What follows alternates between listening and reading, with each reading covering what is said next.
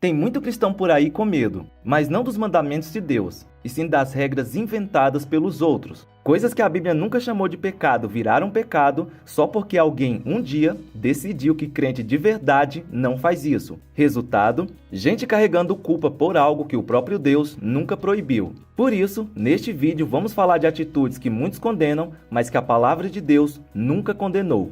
Primeira atitude: planejar o futuro. Alguns leem Tiago 4, 13 ao 15 e acham que o cristão não pode fazer planos. Mas vamos ver o texto com atenção. Ouçam agora vocês que dizem: hoje ou amanhã iremos para esta ou aquela cidade, passaremos um ano ali, faremos negócios e ganharemos dinheiro. Vocês nem sabem o que lhes acontecerá amanhã. Em vez disso, deveriam dizer: se o Senhor quiser, viveremos e faremos isto ou aquilo. Percebeu? Tiago não está proibindo o planejamento. Ele está corrigindo a arrogância de planejar como se Deus não estivesse na equação. O problema não é escrever metas. O problema é achar que o futuro obedece aos nossos planos. Aliás, a própria Bíblia elogia quem se organiza. Quem planeja bem e trabalha com dedicação, prospera. Quem se apressa e toma atalhos, fica pobre. Ou seja, planejar não é incredulidade, é sabedoria, traz prosperidade. A diferença é simples: planejar sem Deus é orgulho. Planejar com oração e dependência é totalmente diferente. O problema não é escrever metas. O problema é achar que a vida está sob nosso controle, quando na verdade somos como uma neblina que aparece por um instante e logo se dissipa. O cristão não é chamado para viver no improviso, mas para viver com estratégia e submissão.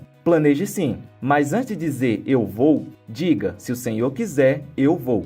Segunda atitude: possuir riquezas. Muitos acreditam que, biblicamente, ser pobre é ser mais espiritual do que ser próspero. E alguns até chegam a repetir aquela frase como se estivesse na Bíblia: o dinheiro é a raiz de todos os males. Mas o texto bíblico não diz isso. O que Paulo escreveu foi: o amor ao dinheiro é a raiz de todos os males. Ou seja, o problema não está no dinheiro, está no coração. Se possuir bens fosse pecado, então personagens como Abraão, Jó, Davi e Salomão, que foram abençoados materialmente pelo próprio Deus, estariam todos em pecado. E nem Jesus condenou pessoas ricas simplesmente por serem ricas. Ele confrontou quem fazia das riquezas um ídolo, como o jovem rico. Ali o problema não foi a conta bancária, foi o coração que preferiu o ouro ao Salvador. A Bíblia, na verdade, reconhece que desfrutar do fruto do próprio trabalho é uma bênção legítima. Olha o que diz Eclesiastes: não há nada melhor do que alegrar-se e desfrutar do fruto do seu trabalho. Isso é dom de Deus. Isso significa que comprar algo com honestidade, celebrar uma conquista, tudo isso pode glorificar a Deus, desde que seja feito com gratidão e equilíbrio. O perigo não está em ter dinheiro, está em ser possuído por ele. Não é errado conquistar, é errado confiar mais no que você conquistou do que em Deus. Portanto, ter bens materiais não te afasta de Deus, desde que Deus continue sendo o seu maior bem.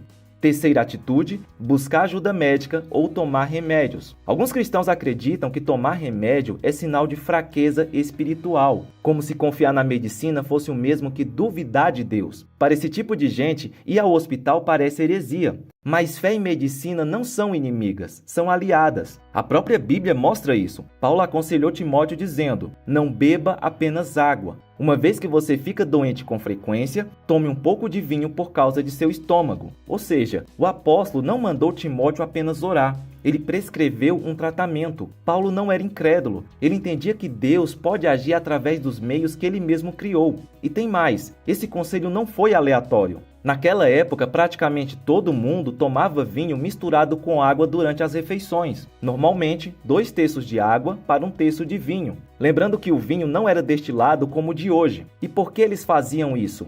Porque a água, muitas vezes, era contaminada, e o vinho ajudava a desinfetar e evitar doenças, especialmente problemas estomacais e desinteria, que eram muito comuns. É importante falar que há riscos reais de vida para aqueles que acham que recusar remédio é prova de fé. Vale lembrar de uma tragédia real. Há alguns anos, uma menina de 2 anos morreu porque os pais que praticavam cura pela fé recusaram levá-la ao médico. Eles oraram, mas ignoraram o hospital. Resultado, a criança morreu e os pais foram presos. Isso não é fé. Isso é falta de conhecimento bíblico, é irresponsabilidade. Afinal, quem deu sabedoria aos médicos? Deus. Quem capacitou cientistas para desenvolver remédios? Deus. A fé verdadeira não rejeita os meios, ela reconhece que Deus também opera através deles.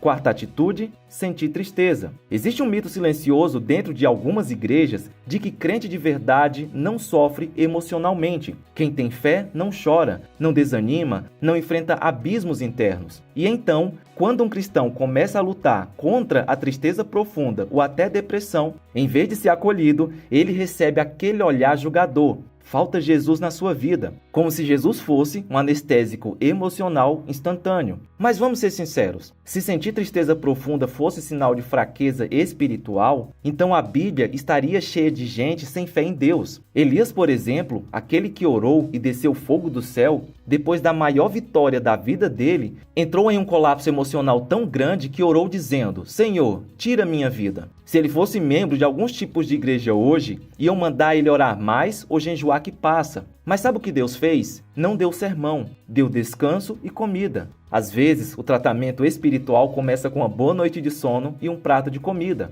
Davi, o homem segundo o coração de Deus, escreveu salmos que hoje seriam classificados como desabafos depressivos. As lágrimas têm sido o meu alimento dia e noite. Se alguém postasse isso hoje no Facebook, sem colocar referência bíblica, provavelmente apareceria alguém dizendo: irmão, falta Bíblia na sua vida. Mal sabendo ele que esse texto é da Bíblia. Já Jeremias chorava tanto que ganhou o apelido de profeta chorão. E Jesus chorou. Jesus sentiu uma angústia tão intensa antes da cruz que disse: minha alma está profundamente triste até a morte. Ou seja, até o Filho de Deus enfrentou dores emocionais profundas. Então vamos deixar bem claro: ter momentos de profunda tristeza não é pecado, não é sinal de falta de fé. É sinal de que você é um ser humano que vive em um mundo caído, imerso no pecado, que traz sofrimentos e dores a todos. O pecado não está em sentir dor, está em desistir de buscar ajuda. Depressão não é o fim da caminhada espiritual. Às vezes é o ponto onde Deus começa a caminhar mais perto de você. Você não é menos cristão porque sofre. Você não está distante de Jesus. E Jesus não está distante de você.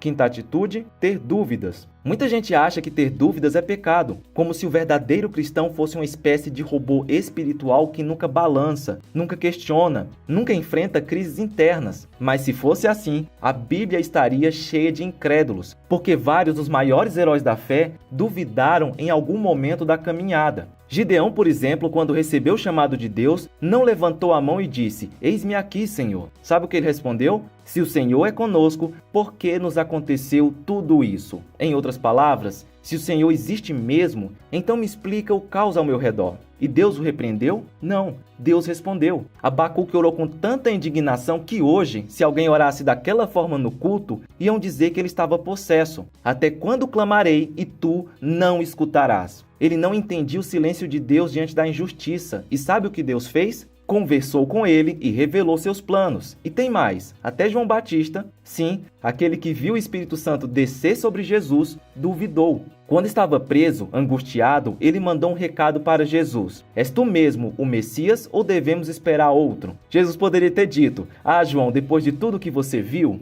Mas não, ele respondeu com amor e ainda disse para a multidão: entre os nascidos de mulher, ninguém é maior do que João. Então, perceba uma coisa: Deus nunca pediu seguidores que desligam o cérebro e repetem frases prontas. A fé cristã não é anestesia da mente, é um encontro real com Deus, até quando a gente carrega perguntas que parecem maiores do que nós mesmos. Fé não significa sufocar as dúvidas, significa levá-las para o único lugar onde elas podem ser respondidas, diante de Deus. Quando a gente se cala e finge que está tudo bem, o coração se distancia. Mas quando a gente abre o jogo com sinceridade, a dúvida se transforma em diálogo. E esse diálogo pode nos levar a uma fé ainda mais firme. Repare, os heróis da Bíblia não foram lembrados porque nunca questionaram, mas porque, mesmo em meio às perguntas, continuaram buscando a Deus. Gideão questionou, Abacuque protestou, João Batista duvidou, e todos foram acolhidos.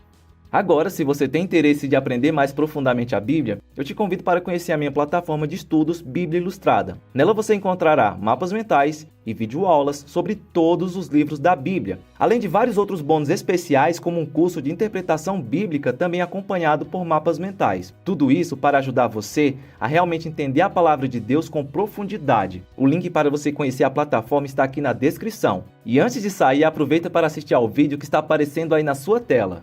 Fica na paz e até a próxima!